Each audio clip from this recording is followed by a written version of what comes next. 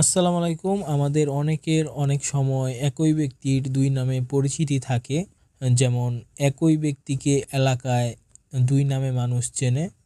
তাদের আইডি কার্ডে এক নাম থাকে এবং তাদের সন্তান কিংবা পিতামাতার আইডি কার্ড জন্ম নিবন্ধনে আরেক নাম থাকার ফলে বিভিন্ন গুরুত্বপূর্ণ কাজ করার ক্ষেত্রে তাদের কিন্তু নামের প্রত্যয়নপত্র প্রয়োজন হয়। আজকের ভিডিওতে আমরা একই ব্যক্তির দুই নামের প্রত্যয়নপত্রের একটি নমুনা ফরম্যাট দেখাবো এবং এই একই ব্যক্তির দুই নামের প্রত্যয়নপত্রের ফরম্যাটে ওয়ার্ড ফাইলটি ডেসক্রিপশনে দেওয়া থাকবে। আপনারা সেখান থেকে ডাউনলোড করে প্রয়োজন অনুযায়ী ব্যবহার করতে পারবেন। এই একই ব্যক্তির দুই নামের প্রত্যয়নপত্রটি মূলত ইউনিয়ন চেয়ারম্যান প্রদান করে থাকেন, অর্থাৎ এটিতে আপনাদের নিজ নিজ ইউনিয়ন চেয়ারম্যানের স্বাক্ষর নিতে হবে।